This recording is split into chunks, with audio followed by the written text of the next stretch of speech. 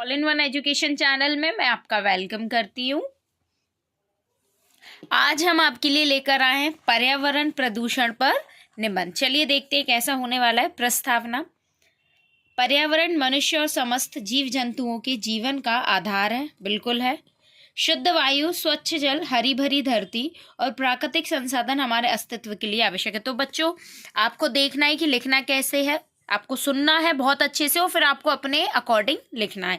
बिल्कुल हम ये नहीं कह रहे कि आपको ये एज इट इज लिखना है, बट जो भाषा है वो बिल्कुल अच्छी होना चाहिए। तो पर्यावरण सभी के लिए, चाहे वो हम हो या जंतु हो, सबके लिए ज़रूरी है। शुद्ध हवा भी हमें चाहिए, अच्छी वायु होना चाहिए, जल होना चाहिए और हरी भरी धरती होना चाहिए। लेकिन प्रदूषण इसने क्या करा है, चलिए देखते हैं।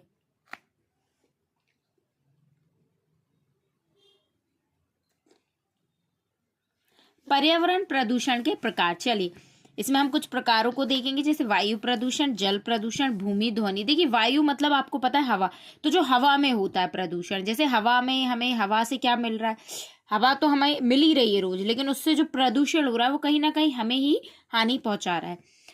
वाहनों से निकलने वाला धुआं, कारखानों की चिमनियों से निकलने वाली जहरीली गैसें और पेड़ों की अंधाधुंध जो कटाई हो रही है, ये सब वायु प्रदूषण का एक क्या है, कारण है। जल प्रदूषण, उद्योगों से निकलने वाला रासायनिक कचरा, नदियों में बहाए जाने वाले कचरे और प्लास्टिक के उपयोग से क्या होता है, जल प्रदूषित होता है। गंदगी को हम जल में अगर डालते हैं तो जल क्या होता है, प्रदूषित हो जाता है। भूमि प्रदूषण, अधिक मात्रा में प्लास्टिक का उपयोग, कीटनाशक और रासायनिक खादों के अंधाधुंध प्रयोग से भूमि की उर्वरक शक्ति, अब इससे ये होता है, ये रासायनिक खादों के अंधाधुंध प्रयोग से उर्वरक शक्ति क्या होता है बेटा, भूमि जो है, वो जो जमीन में मिट्टी होती है वो एक उपजाऊ चीज है, एक उसमें हम जो पेड़ लगाते हैं वो बढ़ता है। लेकिन अब उसमें क्या है, जो केमिकल्स हैं हम उसका यूज कर रहे हैं ताकि हमारी जो भी हम उगा रहे हैं वो जल्दी हो जाए। तो इससे क्या हो रहा है, काम तो जल्दी हो रहा है लेकिन हमारी जो भूमि है वो बहुत ज्यादा, बिल्कुल हमारी उसकी जो शक्ति है वो कम होती जा रही है। प्लास्टिक का हम उपयोग करते हो, जमीन पे फेंक रहे हैं, जो कि भूमि जो है वो उसको क्या है, प्लास्टिक जो है वो उसको अपने में तो ले नहीं पा रही, तो इससे भी भूमि का प्रदूषण हो रहा है। ध्वनि प्रदूषण, वाहनों के जो हॉर्न है, लाउड स्पीकर बज रहे हैं, मशीनों और आतिशबाजी के शोर से ध्वनि प्रदूषण। एग्जाम चल रहे हैं पर लाउड स्पीकर बज रहा है, हॉर्न हो रहा है, हॉर्न बज रहा है, तो इससे प्रॉब्लम होती है लोगों को। ठीक है, तो ये एक प्रदूषण है। पर्यावरण प्रदूषण के दुष्प्रभाव, अब इसके प्रभाव क्या क्या है। पर्यावरण प्रदूषण का सबसे अधिक दुष्प्रभाव मानव जीवन पर पड़ता है।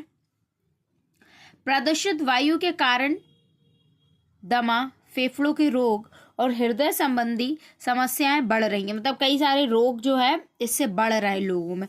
प्रदूषित जल के सेवन से जल जनित बीमारियां फैल रही हैं, बहुत सारी बीमारियां फैलती जा रही हैं जल के कारण।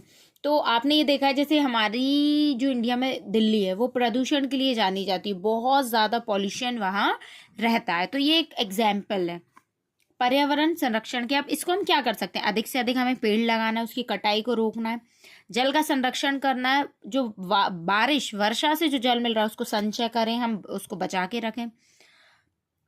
पुनर्चक्रण यानी रिसाइकिल, जो ऐसी चीजें जिसको हम रिसाइकिल कर सकते हैं, जिसका हम पुनः उपयोग कर सकते हैं, हम उसको उत्साहित करें, उसको प्रोत्साहित करें, उसको बढ़ाएं।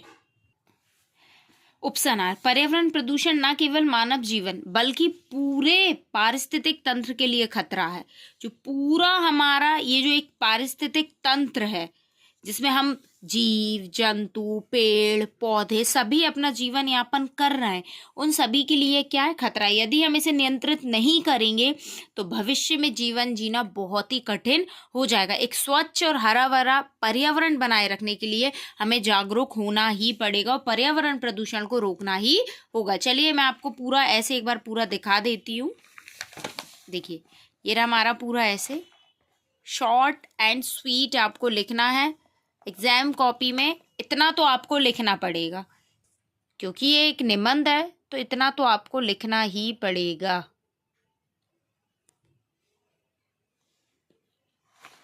And the last point is this one. चलिए, थैंक यू फॉर